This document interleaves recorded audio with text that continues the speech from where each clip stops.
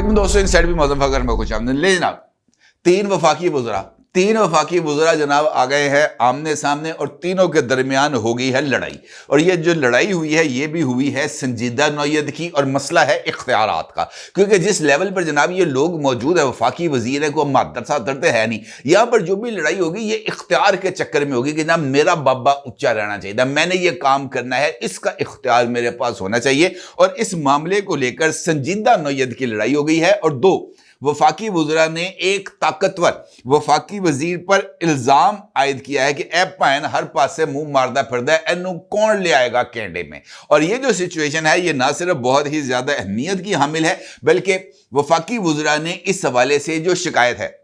वो जनाब वजीर आजम शहबाज शरीफ के साथ साथ इस्टेब्लिशमेंट की सरकर्दा शख्सियात को भी लगा दी है। और उनका ये मानना है कि जनाब ये जो शिकायत हैं इनका फौरी तौर पर अजाला किया जाना चाहिए। कैसे और क्यों, ये एक इंपॉर्टेंट सवाल है। सवाल ये भी है कि जनाब वो शख्सियत कौन सी है जिसकी शिकायत इस्टेब्लिशमेंट को लगाई जा रही हैं, वजीर आजम साहब को शिकायत लगाने का क्या नतीजा निकल रहा है, और सबसे बढ़कर ये कि वो तीन वजीर कौन हैं जो एक दूसरे के साथ इस वक्त मुकाबले पर आ चुके हैं। इस सारी सूरत हाल पर आपके साथ बात करूंगा, इस दिलचस्प खिंचातानी की तफसीलात आपके साथ शेयर करूंगा और आपको यह भी बताऊंगा कि जनाब ये जो दिलचस्प तफसीलात हैं ये कैसे सामने आ रही हैं। लेकिन उससे पहले बात करते हैं इस्लामाबाद में होने वाली एक अहम मुलाकात की, और इस मुलाकात के बाद जो एक सिचुएशन डेवलप हो रही है वो बहुत ही ज्यादा दिलचस्प है। ये तो आपको मालूम है कि पाकिस्तान तहरीक इंसाफ ने गवर्नमेंट के साथ मुज़ाकरात करने से इनकार कर दिया है,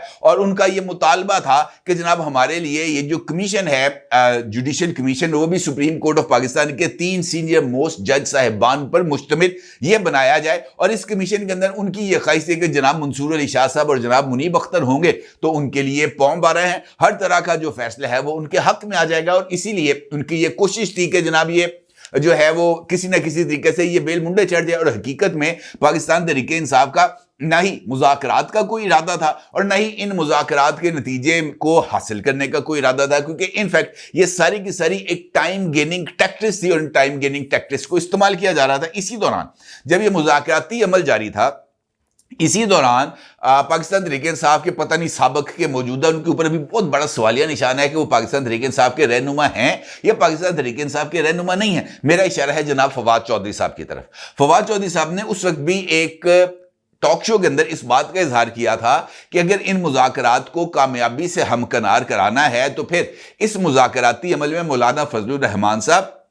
और महमूद खान अचकज़ई साहब को भी शामिल किया जाना चाहिए, क्योंकि ये दो हजरात ऐसे हैं जो दोनों फरीकैन को साथ लेकर भी चल सकते हैं और ये दोनों फरीकैन को किसी न किसी कॉन्क्लूजन पर लेके भी आ सकते हैं और इनके दरमियान तस्वीर भी करा सकते हैं। लेकिन ये दोनों हजरात शामिल इस वजह से हो सके कि मुज़ाकरात का तो आगाज ही नहीं हो सका। पहले मरहले में मुतालबा हुआ कि जनाब इमरान खान से मुलाकात करनी है, मुज़ाकरात के दूसरे राउंड में मुतालबा हुआ कि इमरान खान से मुलाकात करनी है, मुज़ाकरात के तीसरे राउंड में ऐलान हुआ कि जनाब मुज़ाकरात नहीं करने। अब इस सूरत हाल में किसी तीसरे या इंडिपेंडेंट फरीक को तो शामिल नहीं किया जा सकता। खैर, इस सारे सिनेरियो के अंदर इंपॉर्टेंट डेवलपमेंट ये होती है कि जनाब फवाद चौधरी साहब मुलाकात करते हैं मौलाना फजलुर रहमान साहब से, और ये जो मुलाकात है ये अहमियत की हामिल इस वजह से है कि मौलाना साहब के हवाले से जो फवाद चौधरी साहब हैं उनके जो माजी के इरशादात हैं वो किसी से ढके छुपे नहीं। और हालिया दिनों में चूंकि पाकिस्तान तहरीक इंसाफ ने एक मरतबा फिर मौलाना फजलुर रहमान साहब को इंगेज करने की कोशिश की है, मौलाना फजलुर रहमान साहब से राब्ता करके उनको अपने साथ अपोजिशन अलाइंस में शामिल करने की कोशिश की है। और इस हवाले से जनाब असद कैसर साहब ने राब्ता किया था मौलाना फजलुर रहमान साहब से और मौलाना फजलुर रहमान साहब से मुलाकात की ख्वाहिश का इजहार भी किया था। और उन्होंने एक से ज्यादा मरतबा इस बात का इजहार भी किया मौलाना फजलुर रहमान साहब से मुलाकातों के दरमियान कि जनाब इमरान खान आपसे मिलना चाहते हैं, बराए करम आप अडयाला जेल तशरीफ ले आए ताकि आपकी इमरान खान से मुलाकात हो जाए। लेकिन मौलाना साहब ने इस बात से इनकार कर दिया और उनका यह कहना था कि अभी वो वक्त नहीं आया जब इमरान खान के साथ उनकी मुलाकात हो या वो इमरान खान के साथ अडयाला जेल में जाकर मुलाकात करें। खैर,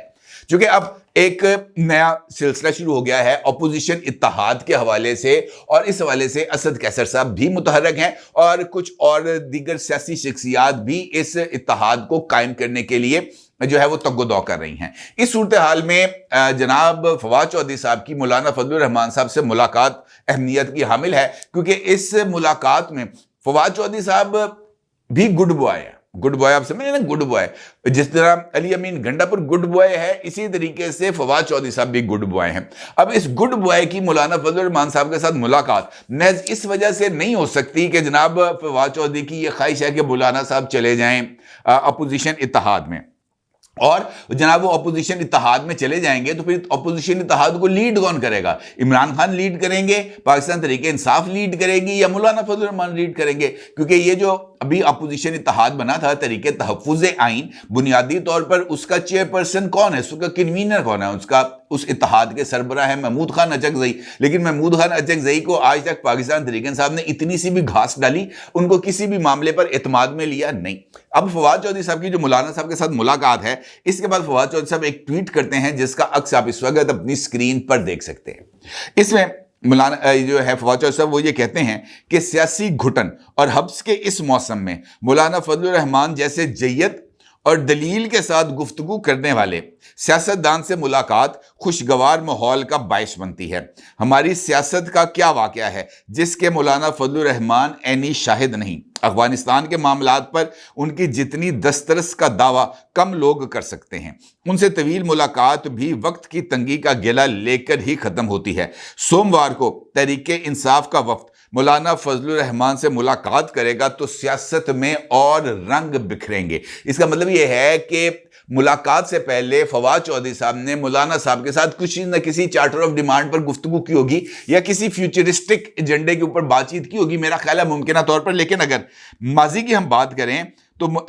फवाद चौधरी साहब जो अब मौलाना साहब को ये कह रहे हैं कि जनाब वो दलील से बात करने वाले हैं, वो जय्यद सियासी लीडर हैं, माजी में फवाद चौधरी साहब के कुछ ट्वीट्स हैं जिनका अक्स आप इस वक्त अपनी स्क्रीन पर देख सकते हैं, जो इस बात का सबूत है कि ये जो सियासतदान है ये किसी थाली के किसी बर्तन के ढक्कन नहीं है, किसी थाली के बैंगन नहीं है, इधर उधर लुढ़कते रहते हैं। इनकी किसी भी बात को जो है वो दिल पर नहीं लेना चाहिए। फवाद चौधरी साहब कहते हैं मौलाना फजलुर रहमान ने खुद एतराफ़ किया कि हुकूमत को गिराने की साजिश और गैर मरई कुव्वतों का कंधा इस्तेमाल किया, लिहाजा वज़ीर आज़म इमरान खान का कहना कि उन पर बगावत का मुकदमा होना चाहिए बिल्कुल दुरुस्त रद्द-ए-अमल है। JUI का पीपल्स पार्टी और मुस्लिम लीग नून से फंडिंग का झगड़ा है, वरना सब एक हैं। अब दूसरा ट्वीट, आज मौलाना फजलुर रहमान ने कमाल दीदा दलेरी से तस्लीम किया है कि उनका धरना हुकूमत के खिलाफ एक साजिश थी जिसकी नाम नहाद जमहूरियत नवाज सियासी जमातों ने हिस्सा डाला। मौलाना का यह बयान खुल्लम खुल्ला बगावत के ज़िम्मे में आता है, उन पर आर्टिकल 6 लगना चाहिए। ये फवाद चौधरी साहब हैं जो माजी में मौलाना फजलुर रहमान साहब पर आर्टिकल 6 आयद करने का मुतालबा करते रहे हैं। ये वही मौलाना फजलुर रहमान है जिनकी तज़हीक खुद इमरान खान अपने जलसों में करते रहे हैं। उनके लिए डीजल डीजल के नारे इमरान खान खुद लगवाते रहे हैं। लेकिन चूंकि ये सियासत है और इस सियासत के अंदर ये जो कमी बेशी है ये होती रहती है, लिहाजा ये मुलाकात मुझे नहीं लगता कि किसी भी तौर पर फायदा मंद होगी। और खास तौर पर सुप्रीम कोर्ट ऑफ पाकिस्तान में जारी तनाज़े, जिसके बाद बिलावल भुट्टो जरदारी की तरफ से ये बयान सामने आया कि 26वीं तरमीम को अगर कोई हटाएगा तो 26वीं तरमीम पार्लियामेंट दोबारा मंजूर करेगी। तो इस सूरत हाल में मौलाना फजलुर रहमान की हुकूमती बेंचों में मौजूदगी या गवर्नमेंट के साथ अलाइनमेंट, इस वक्त गवर्नमेंट की जरूरत है। मौलाना फजलुर रहमान साहब की पोजीशन एक मरतबा फिर बहुत ही ज्यादा अहमियत की हामिल होने जा रही है। मौलाना फजलुर रहमान साहब को इस बात का इदराक है, लिहाजा वो अपने कार्ड्स को एक मरतबा फिर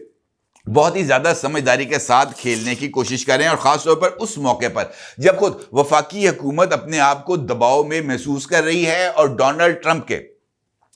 ओहदा सदारत संभालने के बाद जिस तरीके से एकदम पाकिस्तान तहरीके इंसाफ की सफ़ों के अंदर एक ताकत आती हुई नजर आ रही है, उनकी तरफ से ये जो बयानिया है उसमें ज़्यादा तुंदी आती हुई नजर आ रही है। मौजूदा सूरत हाल गवर्नमेंट के लिए एक सीरियस चैलेंज बन सकती है अगर गवर्नमेंट के अंदर ये जो अंदरूनी लड़ाइयाँ हैं इस पर काबू ना पाया गया। मिसाल देता हूँ आपको, یہ جو 3 وزراء جس کا ذکر میں نے آپ کے ساتھ گفتگو کے آغاز میں کیا تھا، یہ 3 وزراء بنیادی طور پر ایک دوسرے کے خلاف برسر پیکار ہیں، اور خاص طور پر یہ فیڈرل کیبنٹ میں وزیر داخلہ محسن نقوی صاحب کا جو رول ہے اس کے اوپر بہت زیادہ برہم ہے، کیونکہ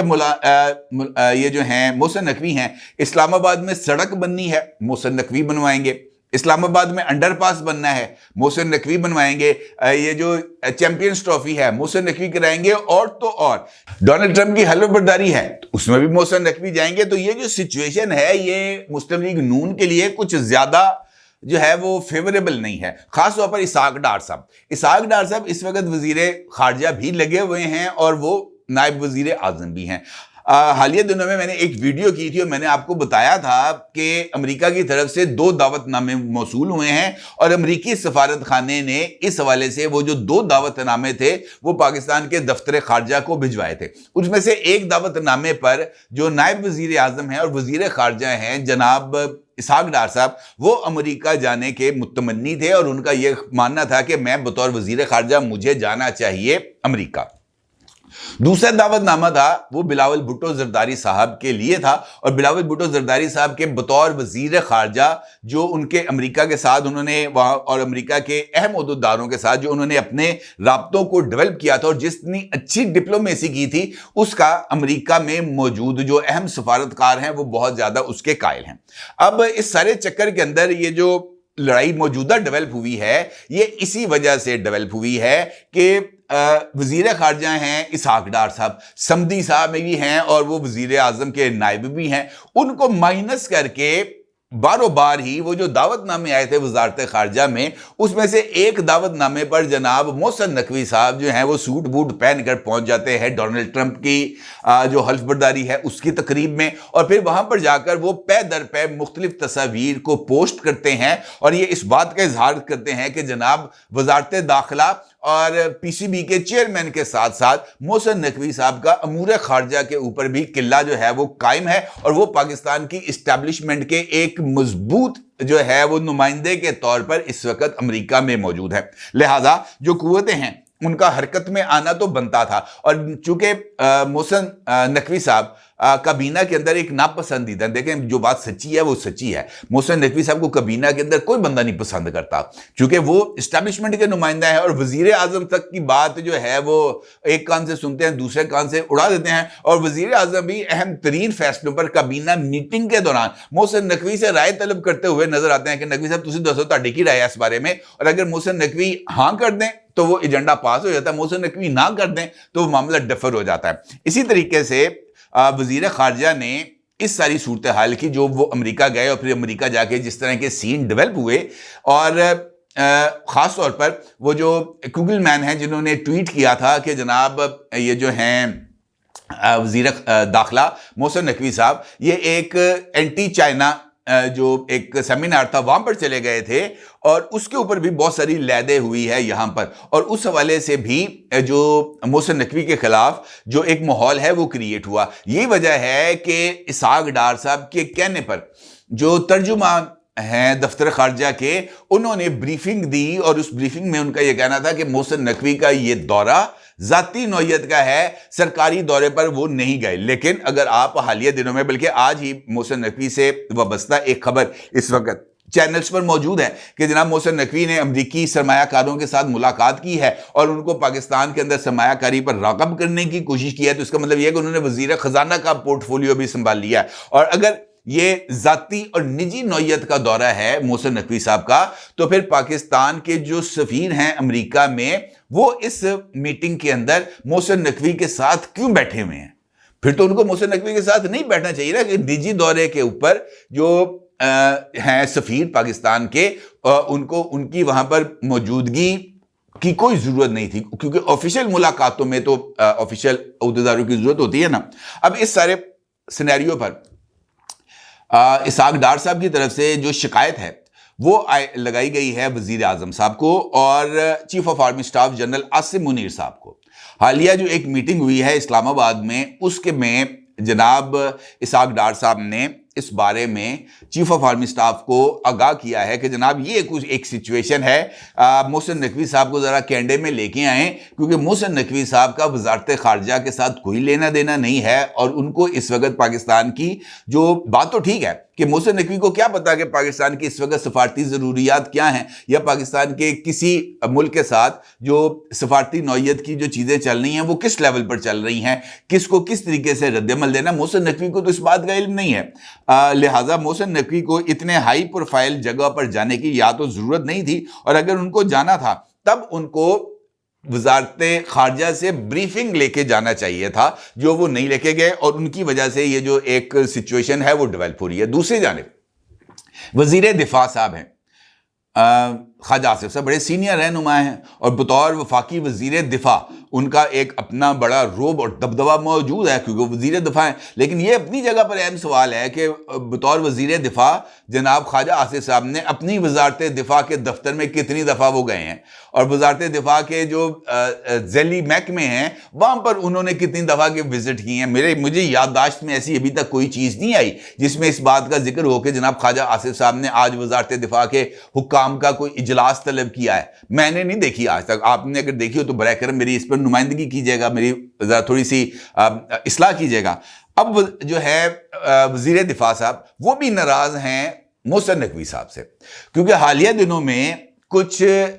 وزارت دفاع سے ریلیٹڈ کچھ ایشوز تھے, اور ان ایشوز کے حوالے سے مطلب آپ کو پتا ہے کہ دفاعی پیداوار کے مختلف محکمے ہیں نا, وہ ان میں چیزیں چلتی رہتی ہیں. اچھا, وہاں پر جو معاملات چل رہے تھے, اس معاملات کے اندر جو ڈاکومنٹس تھے